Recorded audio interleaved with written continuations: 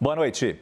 Depois de enfrentar no fim de semana o pior teste para o regime russo em mais de 20 anos, Vladimir Putin fez nesta segunda-feira uma demonstração de força contra quem pensa em enfrentá-lo. O presidente da Rússia disse que a revolta dos paramilitares do grupo Wagner seria suprimida de qualquer maneira e todo movimento interno desse tipo será derrotado. Depois que os mercenários tentaram chegar a Moscou, Putin ofereceu anistia. Ou eles entram no exército russo ou podem ir para o país vizinho, Belarus, que estaria abrigando o líder rebelde Evgeny Prigozhin. Moscou investiga se a inteligência ocidental teve alguma participação no levante contra o Kremlin. Os detalhes na reportagem da nossa correspondente Mariana Jangiacomo. Em um discurso televisionado, Putin disse que os responsáveis pelo motim queriam que a Rússia perdesse e que a sociedade se afogasse em sangue, mas calcularam mal suas ações. Putin também disse que os soldados que decidiram não continuar com a revolta podem assinar um contrato com o Ministério da Defesa ou se mudar para Belarus. A fala veio no mesmo dia em que o líder do grupo mercenário responsável pela rebelião também se pronunciou. Prigozhin afirmou que o objetivo era apenas protestar e não tomar o poder, mas voltou a criticar o Ministério da Defesa, dizendo que apenas uma parcela mínima dos combatentes do grupo irão querer assinar contratos com o governo. Antes do pronunciamento de Putin, o ministro de Relações Exteriores russo, Sergei Lavrov, anunciou que o governo está investigando se agências de espionagem ocidentais estiveram envolvidas no motim.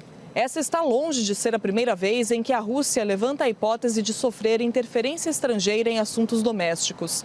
Durante o fim de semana, aliados da Ucrânia demonstraram cautela para não fazer pronunciamentos que pudessem ser interpretados como tentativa de interferência no conflito. No primeiro discurso sobre a questão da Rússia, Joe Biden afirmou que Estados Unidos e aliados deixaram claro que não tiveram qualquer envolvimento na revolta. O presidente americano disse ainda que os líderes precisam se alinhar para evitar qualquer pronunciamento que possa dar a Putin uma desculpa para culpar os aliados ocidentais. Já o secretário-geral da OTAN, Jens Stoltenberg, declarou que a situação na Rússia deixa claro como a invasão da Ucrânia foi um erro de estratégia do Kremlin. De Nova York, Mariana Jangiacomo.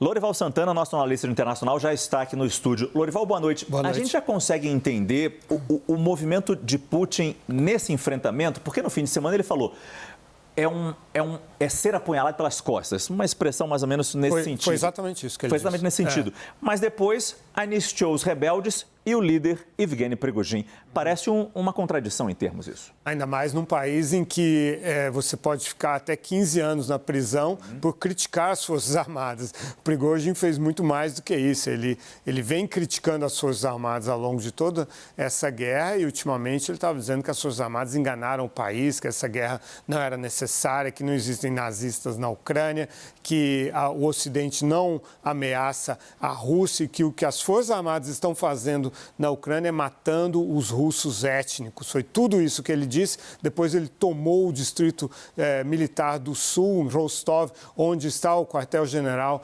da operação na Ucrânia. Enfim, e por muito menos do que isso, tem muita gente presa na Rússia. Mas o Putin só fez dessa forma porque ele não tinha outra saída, obviamente. Você vê que o Prigozhin conseguiu avançar 780 quilômetros, chegou a 200 quilômetros de Moscou. Os helicópteros russos, a pouca resistência que ele enfrentou, ele abateu os helicópteros. Ele estava com artilharia antiaérea, com canhões, com tanques, com veículos blindados, transporte de tropas. Ele demonstrou uma força excepcional e, por outro lado, o Putin demonstrou uma fraqueza, uma falta de controle sobre o próprio território absurda, né? Então, houve ali um acordo.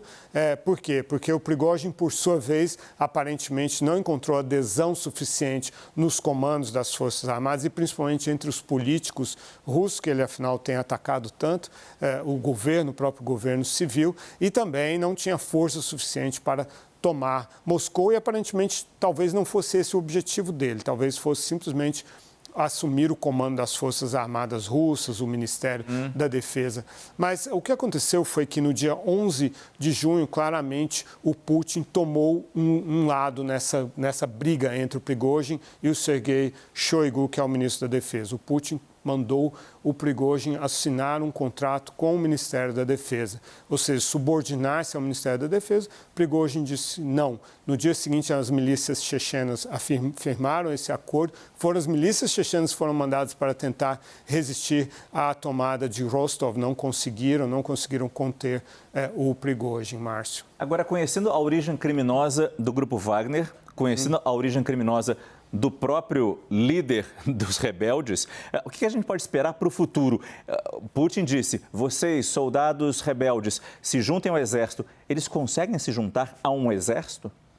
É absolutamente contraditório com tudo que eles foram até aqui. Eles são mercenários, né? Vamos olhar um pouco. A gente tem aqui uma tela que fala um pouco sobre primeiro sobre o próprio Prigozhin. Ele começou como assaltante, ladrão, né? E foi condenado a 12 anos de prisão, cumpriu 10 anos, isso nos anos 80, então na União Soviética ainda. Depois passou a ser vendedor de cachorro-quente, começou a ter restaurantes. E na época, em São Petersburgo, o Putin era um dos vice-prefeitos da cidade e cuidava de cassinos. Então, nesse contexto que ele foi se encontrar com o Prigozhin, jantar num restaurante dele, gostou da comida, se tornaram grandes amigos, muito próximos entre eles. Então, isso nos anos 80. E aí ele passou a fornecer comida para o Kremlin quando o Putin se tornou presidente no ano 2000, que é um papel muito estratégico, dada a paranoia de um ditador que tem medo de ser envenenado. E aí ele foi ganhando muitas funções, as troll farms, aquelas fazendas de criar mensagens falsas, o trabalho de hacking, tudo isso. De interferir em eleição. De interferência na eleição de 2016 nos Estados Unidos. O próprio Prigozhin admitiu que ele faz isso. Tem a Agência de Pesquisa da Internet, é o nome da empresa, dentro do conglomerado Concord, que é o conglomerado dele. E aí, então, em 2014, a gente pode olhar a próxima tela, no contexto da intervenção do Putin na Ucrânia, né? A Ucrânia tentou ir para a União Europeia, o Putin não deixou. Os ucranianos, então, derrubaram o presidente, Viktor Yanukovych, e aí o Putin interveio na Ucrânia. Só que ele não queria intervir de forma assumida, ele não sabia como o Ocidente iria reagir. Então, surgiu o grupo Wagner, que eram os homenzinhos verdes que invadiram o Donbás com essa missão de apoiar o separatismo lá, insuflar o separatismo russo lá, sem assumir que eram do exército russo. Então, era um grupo mercenário. O Putin vem do serviço secreto, ele gosta de agir no escuro. Então, sempre teve essas missões assim. Então, é perfeito esse casamento, né?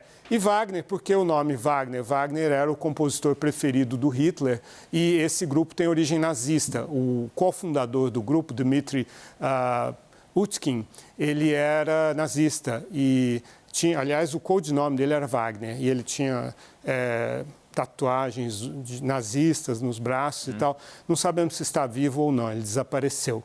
E aí eles passaram a ter essas funções, foram atuar na Síria também para ajudar o Bashar al-Assad, na Líbia, onde o Putin apoia o general Haftar lá. Aí também Moçambique contra os jihadistas, Sudão para roubar o ouro do Sudão e mandar para o Kremlin, também na República Centro-Africana, o diamante e o ouro de lá, também na República do Congo. E certamente por tudo isso, regiamente recompensados. Sim, parte do dinheiro vai para o Putin, né, e parte fica com ele. Ele é um bilionário. Né, o Prigozhin. Então, sempre muito próximo. Mas ele começou a sentir que era ele que estava fazendo a guerra na Ucrânia. A incompetência das Forças Armadas é brutal. E numa guerra, principalmente quando você perde muitos soldados, aparentemente dos 50 mil ele perdeu 25 mil homens. Grande parte ele recrutou nos presídios, que é um ambiente que ele conhecia bem, ficou 10 anos preso. Né? E ele, como estava assim, acima de tudo, inclusive do sistema judiciário, disse para os criminosos que eles não teriam mais, seriam absolvidos de todos os seus crimes, estupros, assassinatos, sequestros, se juntassem ao Wagner, seriam bem pagos também, e aí depois de 6 meses poderiam sair, eram homens livres. Você vê o poder dele, né? E aí, mas ele perdeu 25 mil homens, aparentemente, segundo o próprio relato dele. Sendo assim, o dinheiro já não paga mais isso. O sacrifício na guerra leva a um outro tipo de ambição, no caso dele, a ambição política. claramente ele queria desafiar pelo menos o poder do Ministério da Defesa neste momento. Mas nem isso ele conseguiu. O Putin o enquadrou como para se subordinar ao Ministério da Defesa e foi isso que ele não aceitou. Foi por isso que ele se retirou de Bakhmut, reagrupou-se e veio tomar Rostov. Então, hoje ele é uma figura que não sabemos o que vai acontecer e o que vai acontecer com a guerra da Ucrânia, já que ele é um ator muito importante na guerra da Ucrânia. Muito obrigado, Lourival Santana.